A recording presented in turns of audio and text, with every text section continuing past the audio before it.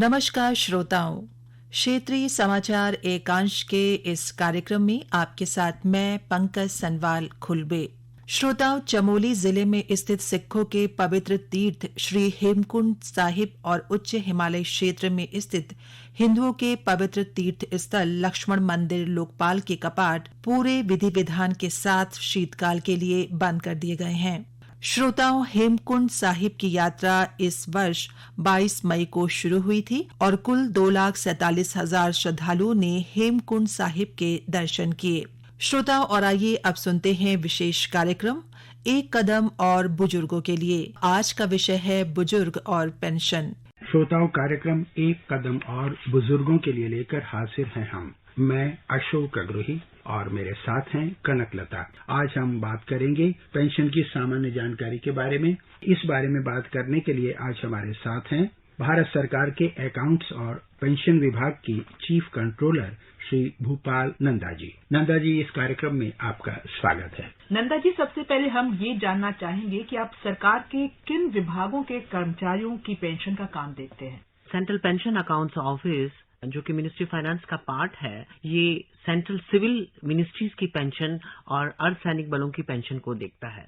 इसके सिवा हम लोग भारत के राष्ट्रपति, माननीय उपराष्ट्रपति, माननीय संसद के सदस्य और सर्वोच्च न्यायालय के न्यायाधीशों और स्वतंत्रता सेनानीज की पेंशन को हम देखते हैं। और इस तरह से टोटल हमारा ऑफिस जो है वो 11,32,000 पेंशनर्स की पेंशन को डील करता है। जो सेंट्रल सिविल मिनिस्ट्रीज के जितने भी रिटायर्ड लोग हैं, सेक्रेटरी से लेकर के नीचे ग्रुप डी तक के जितने भी स्टाफ हैं, उन सभी का पेंशन का भुगतान हमारे ऑफिस से होता है और हम इसको डील करते हैं। आपकी क्या भूमिका होती है पेंशन भुगतान में? हमारा ऑफिस एक बीच की कड़ी है। पेंशन जो होती है वो कंसर्न जिस ऑफिस से ऑफिसर रिटायर होता है उसका head of the office authorize करता है। जब वो पेंशन ऑथराइज होती है तो वो पेंशन जो है वहाँ का पे and accounts office special seal के अंदर हमारे सेंट्रल पेंशन अकाउंट्स ऑफिस को भेजता है। सेंट्रल पेंशन अकाउंट्स ऑफिस उसका अकाउंटिंग करके कंसर्न बैंक को एक स्पेशल सील भेजता है जिसके थ्रू वो पेंशन ऑथराइज हो जाती है। उसके बाद प्रति माह वो पेंशन जो है उस पेंशनर के खाते में जमा होती है।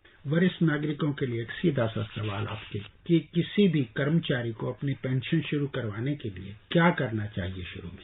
देखिए, जब कोई भी गवर्नमेंट सर्वेंट जब रिटायर होने वाला होता है तो रिटायरमेंट का 8 महीना पहले वो भविष्य पोर्टल पे अपना जो है सारा डेटा फिल करता है। अपनी डिटेल, अपने परिवार की, अपने जो जीवन साथी हैं उनकी डिटेल, जिनके नाम से फैमिली पेंशन जाती है उनकी डिटेल डालता है और वो भविष्य पोर्टल पे फॉर्म भर करके हेड ऑफ द ऑफिस के पास जाता है। हेड ऑफ द ऑफिस उसमें पेंशन ऑथराइज करता है और उसके बाद वो जो पेपर्स हैं सारे के सारे रिटायरमेंट से 3 महीना पहले पे एंड अकाउंट्स ऑफिस उस मिनिस्ट्री के पास चला जाना चाहिए और 1 महीना पहले वो पेपर्स हमारे पास आ जाते हैं। इन पेपर्स को करते टाइम स्पेशल जो ध्यान रखना चाहिए वो कि बैंक अकाउंट जो है वो ऑथराइज बैंक में ही खोला जाए ताकि पेंशनर को कोई दिक्कत ना आए। निजी बैंक में खोल सकते हैं अकाउंट?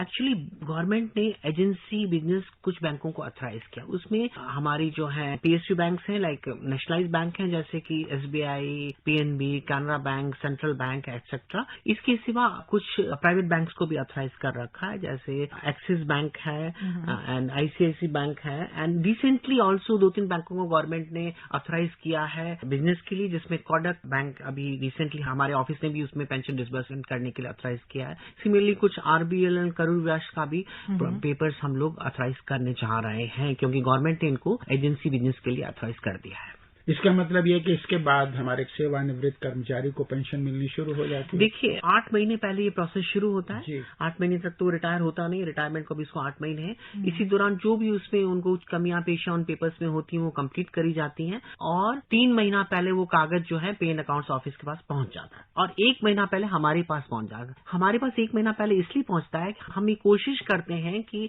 नेक्स्ट महीने में जब रिटायर हो रहे हैं तो नेक्स्ट महीने की लास्ट को उनको पेंशन मिल जाए। तो पहली किस्त पाने के लिए भी कर्मचारी को कुछ और करना पड़ता है इसके अलावा? जी, इसके सिवा पहले ये प्रोविजन था कि एक अंडरटेकिंग देनी होती थी कि कहीं एक्सेस पेमेंट वगैरह तो नहीं हो जाएगी तो उसकी कई बार बैंक्स के रिकवरी के लिए, परंतु अब वो चीज हटा दी गई है और वो चीज जो है हम पेंशन पेपर के साथ ही ले लेते हैं। परंतु आपके माध्यम से मैं एक मैसेज भेजना चाहूंगा हमारे पेंशनर्स को कि प्लीज केवाईसी कंप्लायंट रखिए अपने अकाउंट को। अपने अकाउंट को खोलते टाइम में अपने स्पाउस का नाम उसमें डालिए, अकाउंट में ज्वाइंट अकाउंट खोलिए। ज्वाइंट अकाउंट खोलते टाइम एक और बड़ी मुख्य बात का ध्यान रखें कि pensioner should be the primary holder of the account.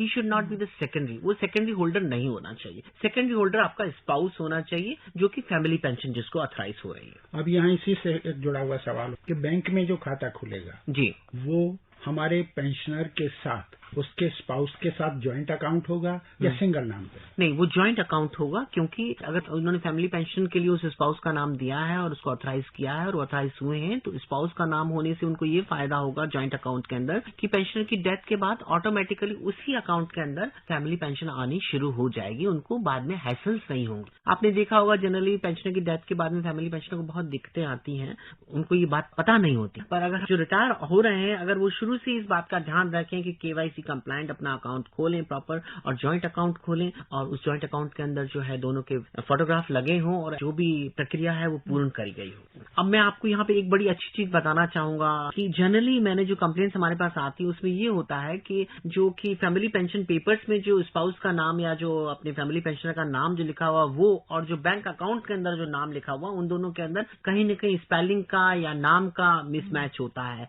जैसे वहां कहीं देवी लगा होता है, कहीं कुछ और लगा देते हैं। That mistake should be avoided. अगर आपने आधार अपना जमा करा रखा है तो उसमें जो देखिए, KYC कंप्लायंट करते टाइम जो होता है वो आधार का रेफरेंस लेते हैं, बैंक लेता है, परंतु कई बार जब सर्विस बुक बनी है और जब उसने अपने पेंशन पेपर्स बनाए, उसमें कई बार स्पेलिंग मिस्टेक्स हो जाते हैं, वो अवॉइड करना चाहिए। हमारे वरिष्ठ नागरिकों को ये स्पष्टीकरण हो जाएगा, क्योंकि जब हम पेंशन का अकाउंट खुलवाते हैं और उसमें अगर सिंगल नाम में होता नामिती उनका स्पाउस होता है, यानी नॉमिनी उनका लाइफ पार्टनर होता है दूसरा, तो ऐसी स्थिति में उस खाते का पैसा तो मिल सकता है, लेकिन जैसी स्थिति आपने बताई ज्वाइंट अकाउंट होने पे उनको खाते का पैसा तो मिलेगा ही, साथ में पेंशन का अधिकार भी मिल जाता है। आपने बिल्कुल सही फरमाया कि जो नामित है वो केवल इसीलिए है कि आपकी अगर डेथ हो जाती है तो पैसा किसको जाएगा, वो पेंशन के लिए नहीं है। पेंशन के लिए आपको ज्वाइंट अकाउंट खोलना चाहिए अपने फैमिली पेंशनर, अपने स्पाउस के नाम से। और अगर स्पाउस की भी डेथ हो गई है, पेंशनर की भी हो गई है, और जो बच्चा है, मान लीजिए वो बच्चा दिव्यांग है या वो बेरोजगार है, तो उसे क्या मिल सकती है पेंशन? जी कनक जी, आपने बड़ा अच्छा सा सवाल हमसे आज आपने पूछा है, क्योंकि ये जो मामला है ये कई लोगों को नहीं पता है। 11 सितंबर 2013 को गवर्नमेंट ने जो है एक तो विडोड एंड डाइवर्स डॉटर्स के लिए एक प्रोविजन दिया है। इसके तहत जो अविवाहित बेटी जो है या जो डिवोर्सी है, डिवोर्सी में भी इस बात का ध्यान रखा जाता है कि डिवोर्स जो है वो या तो कंप्लीट हो चुका है या फाइल हुआ है during the life of the pensioner और फैमिली पेंशनर। अगर उसके बाद हुआ है तो ऐसा कोई प्रोविजन नहीं है, परंतु अगर फैमिली पेंशनर जीवित है, उनकी जीवित के दौरान या किसी की बेटी का डाइवोर्स फाइल हो चुका है या प्रोसीडिंग्स कंप्लीट हो चुकी है, तो वो भी एलिजिबल है, उसका प्रोविजन किया गया है। और उसमें एक और कंडीशन है जो बड़ी ध्यान देने वाली बात है कि जो कि अविवाहित बेटी या डाइवोर्सी बेटी जो है उनका जो है 9,000 से कम आय होनी चाहिए, मासिक आय होनी चाहिए।